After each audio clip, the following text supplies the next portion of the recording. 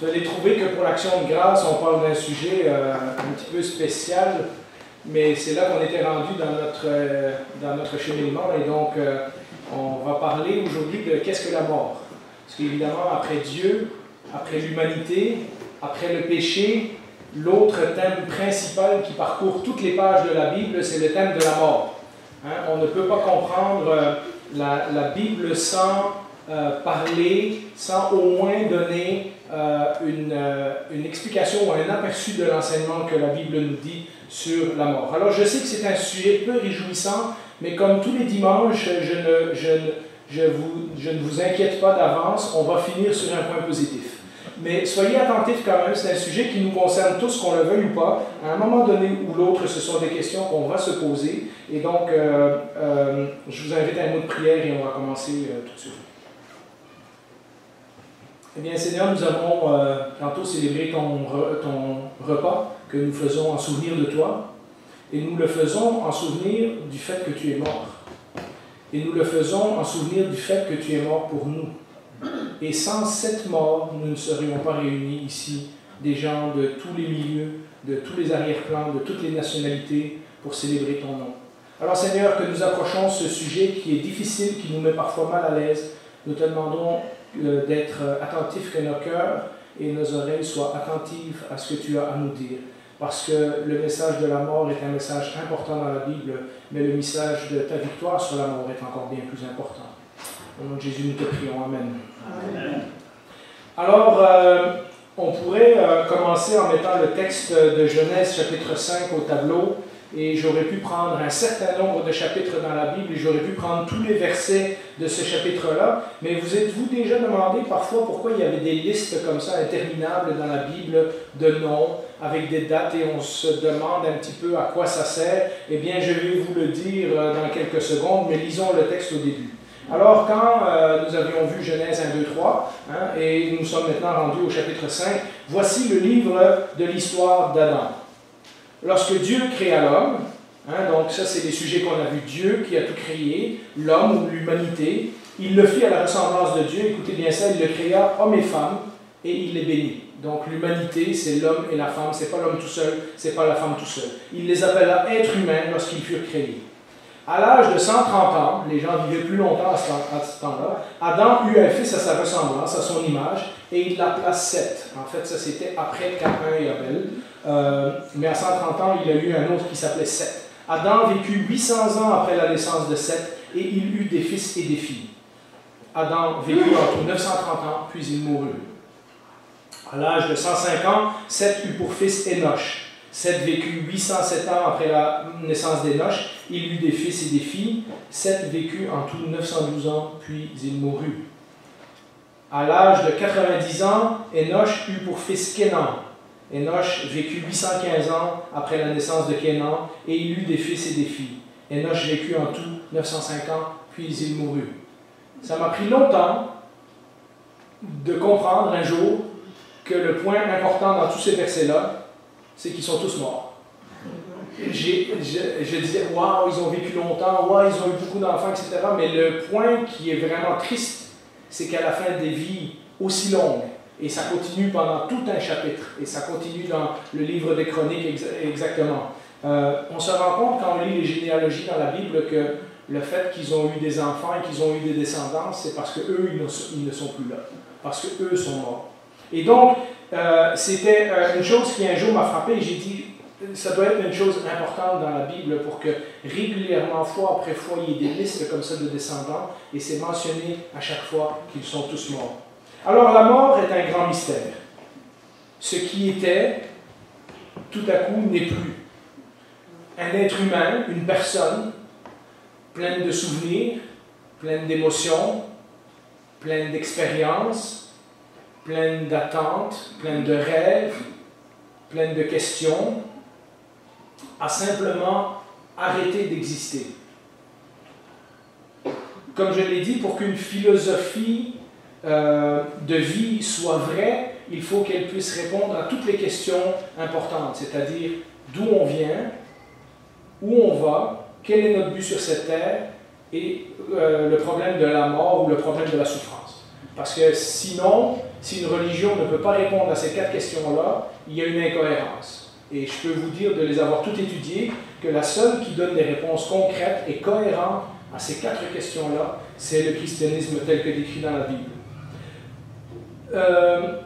Et donc, il nous faut, même si nous venons à l'Église, et que nous aimons des sujets de réjouissance, et que nous aimons chanter, et que nous nous réjouissons quand nous prions les uns pour les autres, que nous nous réjouissons de la longue vie que Dieu a donnée à Roger, du travail que Dieu a donné à André, de la mission que Justine est en train d'apprendre à l'étranger, et de toutes ces choses-là que nous avons partagées ce matin, il faut que dans notre foi, nous puissions répondre à la question de la mort. Si nous n'avons pas de réponse à ça, alors les gens, il va leur manquer quelque chose et les gens vont rester dans le vague.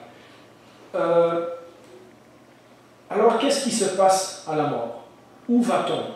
C'est ce que la plupart des gens vont vous poser comme question. C'est des questions qu'on va se poser. Parfois, la réponse facile, ça va être comme on est des produits de l'évolution, mais après ça, on meurt et il n'y a rien là. Et au travail, présentement, je parle avec des gars qui pensent vraiment comme ça. Le problème, c'est qu'ils pensent ça, mais ils ne vivent pas comme ça.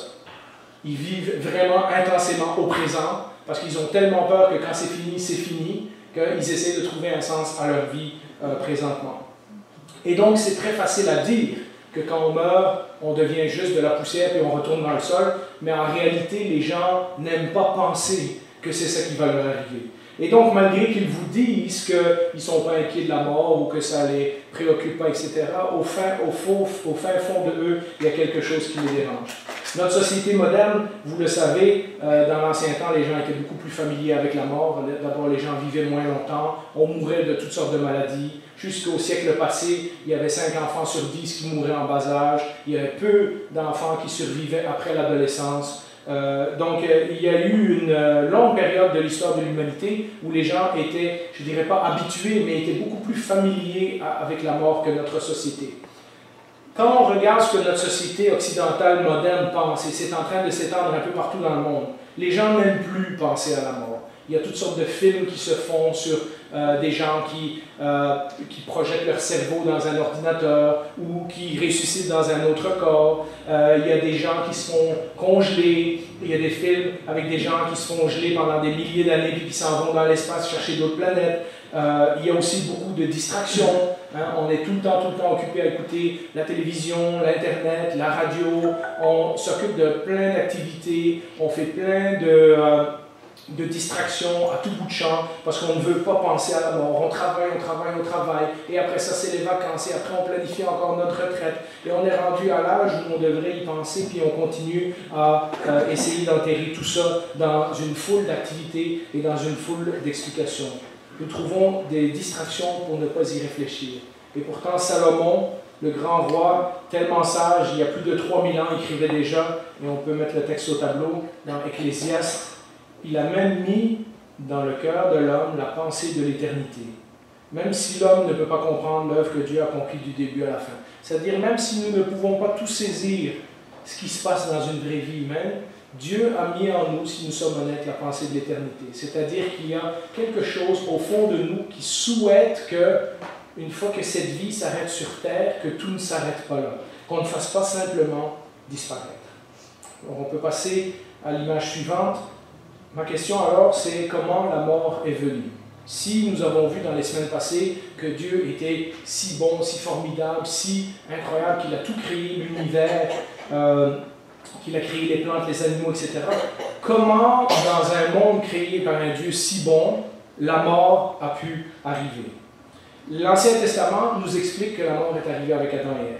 Lorsque Adam et Ève sont chassés du jardin, Dieu avait dit que s'ils mangeaient du fruit de l'arbre défendu, il y avait un seul arbre dans tout le jardin qu'ils ne pouvaient pas toucher, et c'est exactement celui-là qu'ils ont eu envie de goûter, que s'ils touchaient à ce fruit défendu, ils mourraient. Et pourtant, lorsque nous lisons Genèse, nous nous rendons compte qu'ils ne meurent pas tout de suite. Et donc on se dit, est-ce qu'il y a une incohérence? Est-ce que Dieu s'est trompé? Est-ce que Dieu n'a pas respecté sa parole? De toute évidence, ils ne meurent pas tout de suite. Mais ce qui est mort en premier, et ce qu'on détecte dans les pages de la Bible, ce qui est mort ce jour-là, c'est leur relation avec Dieu. La première chose qui est morte, c'est leur confiance en Dieu. Vous vous rappelez, ils ont eu peur et ils se sont cachés. la honte, ils ont vu qu'ils étaient nus. Ce qui est mort ce jour-là, c'est leur intimité avec Dieu. Avant, ils marchaient dans le jardin avec Dieu, maintenant ils se cachent. Ce qui est mort ce jour-là, c'est leur innocence. Avant, ils étaient parfaits, maintenant ils ne le seront plus jamais. Ce qui est mort ce jour-là, c'est leur liberté. En pensant faire un meilleur choix, en fait, ils sont devenus prisonniers d'un monde de péché. Ce qui est mort, c'est leur honnêteté. Vous vous rappelez qu'ils commencent à s'accuser l'un l'autre et à mentir et à se trouver des excuses. Tout ça, c'est mort ce jour-là. Tout ça, c'est mort au moment où l'homme a désobéi à Dieu. Et donc, il y a en quelque sorte une mort spirituelle qui est évidente dès l'instant où Adam et Ève désobéissent à Dieu. Et donc, il y a une première mort, une séparation spirituelle qui se fait entre l'humanité et Dieu dès le moment où Adam et Ève ont désobéi. Mais rapidement, si vous continuez à lire Genèse chapitre 3, Genèse chapitre 4, et ensuite on arrive à Genèse chapitre 5, on se rend compte que la mort physique n'est pas loin. À ce temps-là, elle était peut-être 900 ans plus tard. Aujourd'hui, elle est peut-être 90 ans plus tard. Mais la mort n'est pas tellement loin. Beaucoup de gens qui arrivent à la fin de leur vie me disent que c'est passé vite. Quand on est jeune, on a juste hâte de vieillir. Quand on est moins jeune, on a juste hâte que ça ralentisse. Et l'homme n'en est pas conscient tout de suite, mais petit à petit, il doit se rendre compte qu'il vit dans un monde différent de celui dans lequel il avait été créé. La terre reçoit une malédiction comme conséquence du péché. Je me suis toujours demandé d'où venaient les moustiques. Mais dans Genèse chapitre 3, ça dit quand Dieu a maudit la terre à cause du péché de l'homme, il a créé les ronces et les épines. Ce qui veut dire qu'avant, il n'y en avait pas ou on ne se blessait pas dessus. C'est clair qu'il y a quelque chose qui devient difficile dans le fait de cultiver la terre à ce moment-là, puisque le Seigneur dit, tu vas cultiver la terre à la sueur de ton front. Ce qui veut dire que peut-être là où les arbres et les plantes poussaient facilement, maintenant l'homme va devoir travailler très fort physiquement, épuiser ses muscles, épuiser sa santé, épuiser son corps, etc. La terre qui devient dure à travailler, mais aussi le mal physique. La femme, Dieu lui dit comme conséquence de ton péché, tu enfanteras dans la douleur. Ce qui veut dire que probablement à l'origine, enfanter n'aurait été pas dans la douleur, puisque c'était dans le plan parfait de Dieu. Et donc la femme, maintenant physiquement, son corps va changer, son corps va se déformer, elle va souffrir lorsqu'elle va mettre naissance. Et ça, ce n'est que deux images pour dire que la vie physique va devenir dure à partir de ce moment-là. Parce qu'on comprend très bien qu'aller chercher de l'eau, cueillir des fruits, construire des maisons, etc., va devenir une tâche à ce moment-là. Et tout cela finit par nous faire rendre compte que la parole de Dieu s'accomplit vraiment. Le corps s'épuise, le corps vieillit, le corps se détruit petit à petit, et le corps retourne en poussière d'où il a été tiré. Genèse 3, 22, on peut l'afficher, nous dit clairement, lorsque Dieu se rendit compte que l'homme avait fait un choix de décider pour lui-même du bien et du mal, il dit, il est rendu maintenant comme nous, empêchons-le de tendre la main, de prendre aussi du fruit de l'arbre de vie. Donc il y avait un arbre de vie où on pouvait prendre le fruit et vivre longtemps, d'en manger et de vivre éternellement. Et donc c'est une façon de dire, on ne peut pas permettre que l'homme, dans son nouvel état de méchanceté et de péché, puisse vivre éternellement. Il faut qu'on mette une fin à sa vie sur terre, sinon il va répandre le mal pour l'éternité. Et donc, nous voyons que Dieu prend une mesure pour dire non, physiquement aussi, l'homme va devoir mourir un jour. Alors on peut passer à l'image suivante. La mort dans l'Ancien Testament. Lorsque nous lisons tout le reste de l'Ancien Testament, après Genèse, nous voyons ces deux sortes de morts qui se côtoient, qui sont côte à côte. La mort physique, telle qu'elle est décrite dans, par exemple, on peut mettre le verset, dans Ecclésiaste 8.8. Salomon, à nouveau, disait « L'homme n'est pas maître de son souffle pour pouvoir le retenir, et il n'exerce aucun contrôle sur le jour de sa mort. Il n'existe aucun moyen d'échapper à ce combat. Même la méchanceté est incapable d'en délivrer son maître. » C'est-à-dire que vous soyez bon ou méchant, Salomon constate qu'on va tous mourir. Et donc, l'Ancien Testament nous dit fois après fois que tous ces gens-là sont morts, que la mort est une des conséquences, un des résultats de la vie humaine. Lorsque la vie est finie, elle finit par la mort. Mais la Bible dans l'Ancien Testament nous parle aussi, comme dans Genèse, qu'il y a une mort spirituelle. Dans Proverbe 14-27, par exemple, on peut le mettre au tableau, la crainte de l'Éternel est une source de vie pour détourner des pièges de la mort. C'est-à-dire que même en étant vivant physiquement, on peut déjà être mort spirituellement, nous dit l'Ancien Testament. Hein? Lorsqu'on, comme dans le psaume 1, lorsqu'on marche sur la voie des méchants, on est déjà mort vis-à-vis de notre relation avec Dieu. Alors que lorsqu'on marche dans la voie du juste, ou qu'on écoute la parole de l'Éternel, comme d'autres passages dans le Proverbe, lorsqu'on écoute l'instruction de la sagesse, on est déjà sur le chemin de la vie. Et pourtant, les anciens luttent un peu avec ça.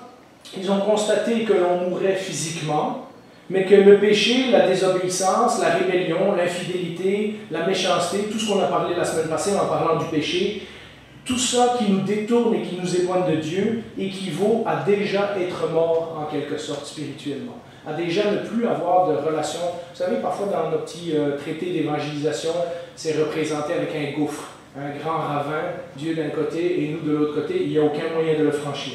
Mais c'est exactement ce que l'Ancien Testament nous décrit. En étant loin de Dieu, en étant rebelle à Dieu, il y a un gouffre, il y a une séparation qui est créée, qui ne peut pas être franchie par aucun moyen, ni même en faisant des sacrifices et toutes sortes d'autres affaires. Alors que celui qui obéit au Seigneur est vivant dans une certaine sorte, malgré qu'il va mourir physiquement. Il est vivant spirituellement dans sa relation avec Dieu. Ainsi, quand on parle que le sort du méchant, c'est la mort, et que le sort du sage, c'est la vie, il n'y a pas encore une compréhension de la vie éternelle comme on va le voir dans le Nouveau Testament. C'est-à-dire qu'ils sont conscients qu'il y a une vie spirituelle, de bien vivre avec Dieu dans cette vie nous donne une vie différente des autres. Mais David parle souvent d'aller se coucher au séjour des morts, Jonas est descendu au séjour des morts. Enfin, il y a dans l'Ancien Testament le fait, une constatation que quand la vie est finie, on ne sait pas ce qu'il y a après. Job parle de mourir, Élie veut mourir, et puis on voit que dans l'Ancien Testament, simplement, la mort, c'est la fin de la vie. La mort n'est pas encore vue à ce moment-là comme un ennemi, mais juste comme la fin de quelque chose. On peut mettre le psaume 104 et vous allez voir la façon dont le psalmiste s'exprime, c'est un petit peu presque choquant pour nous, mais tous ces animaux, et il fait toute une liste d'animaux, et qu'est-ce que Dieu fait pour les animaux, etc. Tous ces animaux espèrent en toi, et pour que tu leur donnes la nourriture au moment voulu, tu la leur donnes, ils la prennent, tu ouvres la main, et ils sont rassasiés de bien. Tout à coup, tu te caches, et ils sont épouvantés. Tu leur retires le souffle et ils expirent. Ils retournent à la poussière. Et puis de nouveau, tu envoies ton souffle et ils sont créés. Tu renouvelles ainsi la surface de la terre. C'est une façon de nous dire que les animaux vivent, les animaux meurent, et ensuite il y a d'autres animaux qui prennent leur place, etc. Et donc le psalmiste constate qu'il y a un cycle dans la vie, que tout finit par la mort et qu'il n'y a rien d'autre à faire. Néanmoins, malgré que les gens de l'Ancien Testament n'ont pas encore cette espérance de la vie éternelle comme dans le Nouveau Testament, la vie est considérée comme bonne parce que c'est un don de Dieu. Et la mort est considérée comme quelque chose de pas désirable parce que c'est la fin de ce don de Dieu. Parfois, Dieu peut choisir pour ramener pendant un certain temps des gens à la vie, comme les prophètes Élie et Élisée ont ressuscité plusieurs personnes, parce que des veuves avaient prié et Dieu est intervenu, il a rendu la vie à ces gens-là, mais ce n'était que pour un court moment. Je dis souvent que Lazare a été ressuscité dans le Nouveau Testament, mais il est remort.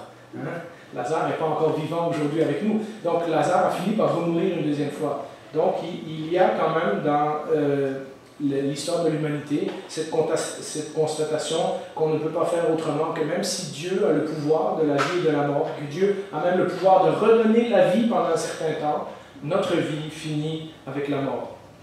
C'est aussi comme Dieu qui a le pouvoir sur la mort, l'homme ne peut pas décider lui-même de la mort. Nous l'avons vu dans l'étude sur le suicide, l'homme ne peut pas tuer quelqu'un, mais l'homme ne peut pas se tuer lui-même non plus, parce que la Bible nous dit clairement que seul Dieu a le pouvoir de décider quand une vie prend fin. Alors, la révélation de Dieu dans la Bible est progressive. C'est-à-dire que de la première à la dernière page, nous comprenons de plus en plus de choses. Et lorsque nous arrivons au Nouveau Testament, tout s'éclaire, parce que l'œuvre de Jésus met un éclairage sur tout ce qui était dans l'ombre dans l'Ancien Testament. Et donc c'est important que nous n'arrêtions pas notre compréhension de la Bible simplement à la compréhension de l'Ancien Testament. Nous qui avons le Nouveau Testament avons une image plus complète, une explication plus précise. Et c'est vers ça que je veux me tourner maintenant. Un survol du Nouveau Testament nous montre que le Nouveau Testament est façonné au complet par une idée principale, c'est que la mort et la résurrection de Jésus ont tout changé. La mort et la résurrection de Jésus sont le point crucial de l'histoire humaine parce que c'est à ce moment-là que Dieu change les choses pour l'éternité. Le Nouveau Testament, les auteurs affirment de long en large, dans toutes les pages, dans les évangiles et dans les actes et dans les épîtres, que pour être complètement, que notre rapport à la mort peut être complètement transformé si nous mettons notre confiance dans le fait que Jésus est mort et ressuscité pour nous sur la croix. Jésus, sur la croix, nous dit le Nouveau Testament, a payé pour les péchés. Jésus a rétabli ou nous a donné la possibilité de rétablir la relation intime avec Dieu que nous avons perdue dans le jardin. Nous avons vu, vous savez, je vous en ai parlé les semaines précédentes. Maintenant, ceux qui croient dans ce sacrifice de Jésus ont la possibilité de vivre une nouvelle vie spirituelle, une nouvelle naissance, déjà sur cette terre, et une résurrection de leur corps physique un jour dans l'éternité. 1 Corinthiens 15 et d'autres passages. J'ai d'ailleurs fait des photocopies d'un ancien message sur ce qui nous attend au ciel, que je vous inviterai à reprendre chez vous. Tout ce que je dis ici en résumé est plus en détail là-dedans. Donc vous aurez, ça ce sera votre devoir pour cette semaine. La Bible nous dit que, le Nouveau Testament nous dit que maintenant nous avons la possibilité de vivre une vie nouvelle ici et une autre vie où nous aurons un autre corps glorifié dans le ciel. Romains 5,18 l'explique de cette façon-là. On peut le mettre au tableau. Ainsi donc, de même que par une seule faute, donc la faute d'Adam et Ève, la condamnation a atteint tous les hommes, c'est-à-dire on a été contaminé par le péché et on ne peut plus s'en débarrasser depuis. De même, par un seul acte d'acquittement, la justification qui donne la vie s'étend à tous les hommes. Donc vous comprenez qu'il s'agit de la mort de Jésus. Puisque Jésus a payé pour les péchés, nous n'avons plus à payer pour nos propres péchés. Et à cause de ça, cette mort spirituelle que Adam et Ève ont vécue dans le jardin, nous pouvons retrouver la vie spirituelle avec Dieu déjà sur terre en mettant notre confiance dans le fait que nous n'avons pas à payer pour, que Jésus a payé pour nous.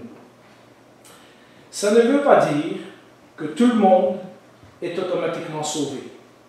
Le Romain puis Corinthien nous explique que c'est pas tout à fait pareil parce qu'à cause d'un homme, le péché est rentré partout dans le monde, mais à cause du sacrifice d'un autre homme, le salut est entré, mais il ne compare pas exactement les deux. Et donc, ça ne veut pas dire que tout le monde est sauvé, même s'il ne croit pas en Jésus. Cela veut dire que lorsque nous mettons notre confiance dans l'acte que Jésus a fait sur la croix, nous pouvons rétablir une véritable vie spirituelle entre nous et Dieu. D'ailleurs, plusieurs passages dans la Bible nous disent que nous pouvons être encore être vivants physiquement, tout en étant morts spirituellement. Pareil comme dans l'Ancien Testament. J'ai mis le texte de Luc 15:32, la parabole du fils prodigue que vous connaissez, qu'on a déjà prêché dessus plusieurs fois. Regardez ce que le père dit lorsqu'il retrouve son fils et que l'autre frère va lui dire « Je ne comprends pas, pourquoi tu ne le punis pas, pourquoi, etc., etc. » Et le père lui dit « Il fallait bien faire la fête et nous réjouir parce que ton frère que voici était quoi? Était mort. Et il est revenu à la vie. Il était perdu et il est retrouvé. Et donc le Nouveau Testament nous dit, oui, Jésus a changé la relation avec la mort, mais vous pouvez encore tout aussi bien être vivant aujourd'hui et être mort dans votre relation avec Dieu. Et donc le rejet du Fils, la séparation qu'il a créée en s'éloignant de son Père, en reniant son Père, en reniant sa communauté, etc., est synonyme de mort. Puisqu'on comprend dans la parabole du Fils prodigue que le Père c'est Dieu et les fils prodigues ou les fils qui restent à la maison mais qui n'ont aucune relation avec leur père, puisque le deuxième n'est pas mieux que le premier, c'est juste qu'un s'est enfui et l'autre est resté à la maison. Mais les deux fils ont une très mauvaise relation avec leur père. En fait, le deuxième fils se considère comme l'esclave de son père également. Donc, nous en avons déjà parlé. Les deux fils n'ont pas une véritable relation avec leur père. Ils ont une relation de donnant-donnant. Hein? Qu'est-ce que tu peux m'apporter et moi je vais te faire un service en échange. Et la parabole nous montre que Dieu n'est pas comme ça. Dieu désire établir la relation. Et pour lui, que nous soyons rebelles, que nous soyons éloignés, que nous l'ayons renié, etc., ça équivaut à être mort, même si physiquement nous sommes encore vivants. La mort est décrite comme une distance infranchissable entre l'homme et Dieu quand l'homme rejette la grâce de Dieu. Je vous donne un autre exemple. On peut mettre l'image au tableau. Vous vous rappelez de cette histoire des amis qui avaient entendu parler que Jésus était à tel endroit et qu'il faisait des miracles. Et alors ils se mettent à 4-5 ensemble et ils apportent leur ami qui est paralysé, hein, qui ne peut plus bouger. Ils l'apportent sur une civière et là il y a tellement de gens dans la maison de Jésus que ils n'arrivent même pas à rentrer. Et alors ils montent sur le toit puis ils défont le toit. C'était des toits en paille et en terre et tout ça. Et ils défont le toit et ils font descendre le gars paralysé au milieu de la pièce. Hein, et Jésus le voit et il lui dit mon fils, tes péchés te sont pardonnés. Alors on peut imaginer que le paralytique et probablement ses amis, puis tous ceux qui étaient là pour venir voir un miracle, sont en train de se dire ah oui, ok, merci, mais est-ce que tu ne vois pas que j'ai un autre problème présentement plus urgent? Et le but de cette histoire est justement de nous dire non, tu n'as pas un problème plus urgent. Ton problème, ton véritable problème, ce n'est pas ta paralysie. Ton véritable problème, c'est que tu es mort dans tes péchés. Tu es séparé de Dieu par tes péchés. Et donc Jésus commence en lui pardonnant d'abord ses péchés. Et alors les pharisiens, ils ont très bien compris ça, parce que les pharisiens se mettent à dire dans leur tête de quel pouvoir cet homme se prétend, puisque en fait Dieu seul peut pardonner les péchés. Donc les pharisiens, ils ont très bien compris ce que Jésus est en train de faire. Le paralytique, il n'a peut-être pas compris tout de suite, mais Jésus à ce moment-là donne la guérison pour dire, tu sais, dans l'ordre des choses, ce qui est plus important, c'est que tu te sois d'abord pardonné de tes péchés. Parce que ça rétablit ta vie et ta relation avec Dieu. Le reste, on verra après. Et donc, le véritable problème, nous dit le Nouveau Testament, c'est qu'on peut être encore vivant et pourtant mort spirituellement. De la même façon, celui qui met sa foi en Jésus, même si sa réalité physique n'a pas changé, à moins que je me trompe, pour 100% d'entre nous, le jour où nous avons mis notre confiance en Jésus, nous sommes restés dans le même corps. Nous sommes restés dans la même personne. Nous avons continué à marcher avec des bras et des jambes que Dieu nous a donnés et notre réalité physique n'a pas tant changé. Nous avons continué à habiter dans la même maison, nous avons été au même travail ou à la même école, nous avons continué à grandir si nous étions enfants et notre réalité physique n'a pas complètement changé. Mais ce qui a changé, c'est notre réalité spirituelle. Notre vie spirituelle a pris un nouveau tournant qu'elle n'avait pas avant. Nous avons découvert en nous une attirance et une force pour faire le bien, alors qu'avant, nous étions poussés vers le mal. Nous avons trouvé en nous un désir d'être obéissants, de faire plaisir à Dieu, de vouloir être comme Jésus, de pardonner aux prochains, de prier pour ceux qui nous persécutent, d'annoncer l'évangile que nous avons reçu, toutes ces choses-là que nous n'avions pas avant. Et petit à petit, nous voyons notre vie spirituelle se transformer, même si notre réalité physique ne change pas. Jean 5, 24, et on peut l'afficher, nous dit « En vérité, je vous le dis, celui qui écoute ma parole et qui croit à celui qui m'a envoyé a la vie éternelle. » On pourrait dire « a déjà la vie éternelle. » Il ne vient pas en jugement, mais il est passé de la mort à la vie. Alors on sait très bien que physiquement, on va mourir. Alors de quoi ce verset-là nous parle? Ce verset-là nous parle de rétablir la relation qui a été brisée. Ce qu'on appelle la nouvelle naissance, naître de nouveau, être une nouvelle création. Le Nouveau Testament le dit de différentes façons. Notre relation avec Dieu est rétablie. Nous ne sommes plus morts spirituellement aux yeux de Dieu. La Bible est très claire que ce n'est pas quelque chose que nous pouvons accomplir par nos propres forces, mais que c'est l'initiative de Dieu depuis toujours. Je vais être très clair là-dessus. Il n'y a aucun de nous, la Bible nous le dit de long en large, c'est par la grâce que vous êtes sauvés, etc.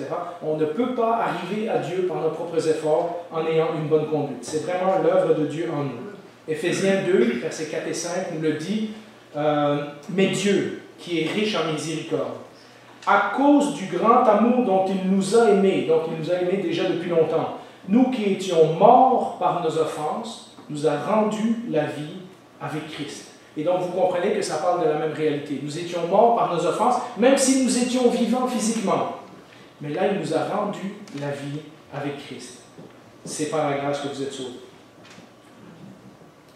Ceci m'amène à la conclusion, et on peut mettre le titre.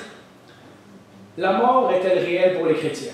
Et c'est une question à se poser, parce que dans certains mouvements, et en fait déjà dans l'église de Corinthe, Paul critiquait les Corinthiens qui avaient dit bon, il n'y aura pas une vraie résurrection des corps, en fait on est juste ressuscité spirituellement, puis en fait on est déjà ressuscité. Et l'apôtre Paul leur fait tout un discours pour montrer que non, il y a vraiment une résurrection physique de notre corps, un nouveau corps glorifié qui va venir un jour à la fin des temps. Et donc c'est important de se rendre compte que malheureusement, oui, nous allons tous mourir physiquement. Notre corps va partir dans la poussière et le corps que nous avons présentement finira par mourir un jour. La Bible est claire que depuis Genèse chapitre 3, la mort physique est la conséquence, la fin de notre vie. Nos corps vont grandir, vont vieillir, vont se dégrader et vont retourner à la poussière.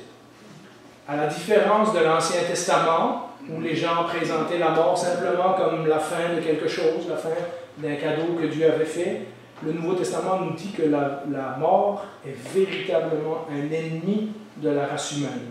1 Corinthiens 15, 26, on peut l'afficher, nous dit « Le dernier ennemi qui sera anéanti, c'est la mort ». Et donc c'est normal pour nous qui connaissons l'œuvre de Jésus, qui avons lu le Nouveau Testament, qui avons la révélation de la Bible au complet, c'est normal que nous soyons rébarbatifs face à la mort. La Bible nous dit que la mort est un ennemi. Et donc toutes ces théories qu'on entend parfois dans le monde, que la mort c'est juste un cycle, ça fait juste partie de la vie, sinon on ne pourrait pas régénérer et puis avoir d'autres humains sur la planète, c'est des fausses conceptions. Le Nouveau Testament nous dit clairement que la mort, c'est le dernier ennemi. Comme je le dis parfois, le Seigneur nous garde l'épreuve la plus difficile pour la fin de notre vie.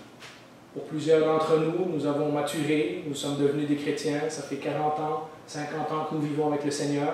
Puis l'idée de mourir un jour peut-être nous sembler difficile, mais dites-vous que pendant les 40, 50 ans que vous avez marché avec le Seigneur vous a préparé à cette épreuve. Dans le livre du voyage du pèlerin, il y a deux personnages qui doivent traverser la dernière rivière avant d'arriver dans la cité céleste, et c'est un symbole de la mort. Et il y en a un, je ne sais plus si c'est évangéliste ou quoi, qui la traverse avec joie. Lui, il sait qu'une fois qu'il a passé de l'autre côté, il est au ciel. Fait que c'est correct. Mais le pèlerin, il a peur. Il sait qu'en traversant cette rivière, ça va lui coûter sa vie. Et le Seigneur doit venir le chercher et lui dire, oui, mais c'est parce qu'il y a une nouvelle vie qui t'attend de l'autre côté. Tu sais? La vie éternelle. Et donc, c'est en gardant ses yeux sur l'éternité que le pèlerin traverse cette dernière rivière. Et donc, si nous sommes mal à l'aise, si nous sommes effrayés avec la mort, c'est normal. La Bible nous dit vraiment que la mort est l'ennemi de l'humanité, la mort est l'ennemi des chrétiens. Mais la Bible nous dit également qu'en tant que chrétiens, nous avons une espérance. 1 Thessaloniciens 4,13 nous dit, on peut l'afficher, nous ne voulons pas, frères et sœurs, que vous soyez dans l'ignorance au sujet de ceux qui dorment. L'apôtre Paul dit même pas ceux qui sont morts, il dit ceux qui dorment. Afin que vous ne soyez pas dans la tristesse comme les autres qui n'ont pas d'espérance, ou dans une autre traduction, comme le monde, comme les gens qui sont sans Dieu. Nous avons assisté à quelques funérailles récemment, puis c'est fascinant de voir la différence des témoignages et la différence d'attitude entre ceux qui connaissent le Seigneur et ceux qui ont perdu quelqu'un et qui ne connaissent pas le Seigneur. Ça brise le cœur, parce qu'on voit des gens qui espèrent que l'autre personne est dans un monde meilleur, que l'autre personne est partie se reposer quelque part, etc., mais qui n'ont aucune conviction. Et de l'autre côté, on voit des chrétiens qui remercient Dieu pour la vie qui a été vécue sur cette terre et qui savent qu'ils vont revoir ce frère ou cette sœur au ciel un jour. Et donc, Thessaloniciens nous le résume bien, nous ne voulons pas que vous soyez dans l'ignorance au sujet de ceux qui dorment, afin que vous ne soyez pas dans la tristesse comme les autres, qui n'ont pas d'espérance. L'apôtre Paul dit toujours des belles choses, et nous ne sommes pas tous des apôtres Paul. Et donc, nous avançons, nous cheminons sur le chemin de Jésus, nous continuons à nous inspirer de ces chrétiens qui ont vécu avant nous. La mort est réelle, biologiquement, notre corps va mourir un jour. Mais ce qu'il faut savoir, et ça c'est le message que je vais vous laisser aujourd'hui, c'est que la mort, si vous avez mis votre confiance en Jésus, n'a plus jamais le pouvoir de vous séparer de Dieu. Romains 8, 38-39, on peut l'afficher, car j'ai l'assurance que ni la mort, ni la vie, ni les anges, ni les dominations, ni les choses présentes, ni les choses à venir, ni les puissances, ni la hauteur, ni la profondeur, ni aucune créature, c'est-à-dire pas même nous-mêmes à cause de nos propres gaffes, ni aucune créature ne pourra nous séparer de l'amour de Dieu manifesté en Jésus-Christ notre Seigneur. On peut mettre l'image finale, et ça, c'est la vraie raison de notre action de grâce aujourd'hui. Ça, ultimement, c'est pour ça qu'aujourd'hui, nous devons remercier le Seigneur. La mort a eu un mot très important dans l'histoire de l'humanité. Mais grâce à Jésus, elle n'aura pas le dernier mot. Prions.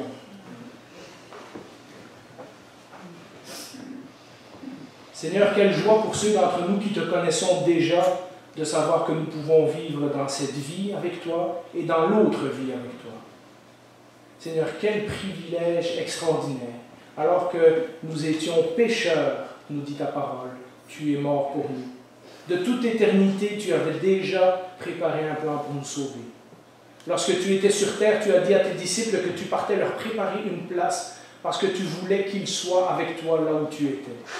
Seigneur, toutes ces promesses, même si nous sommes contents de vivre et que nous célébrons les joies et le bonheur que tu nous donnes dans cette vie ici-bas et que nous faisons bien de le faire, nous voulons aussi te remercier et être pleins de reconnaissance pour cette vie que tu nous prépares dans l'au-delà, en ta présence, en présence des frères et sœurs qui auront cru en toi, en présence de ceux que nous avons perdus et que nous retrouverons un jour, en présence aussi de tous ces chrétiens dont nous lisons l'histoire dans la Bible et que nous avons hâte de rencontrer. Eh bien, Seigneur, si c'est notre cas, nous sommes pleins de joie. Et si pour certains d'entre nous, nous cherchons encore et nous sommes dans le doute, eh bien, Seigneur, ma prière est que ce matin, de tout leur cœur, ces personnes te cherchent et se tournent vers toi. Que de tout leur cœur, ta parole puisse faire un impact dans leur vie et savoir que oui, dès aujourd'hui, ils ont la possibilité, s'ils mettent leur confiance dans le message de la bonne nouvelle, de t'appartenir et de débuter une nouvelle vie avec toi. Te prions ces choses et nous te rendons gloire au nom de Jésus. Amen. Amen.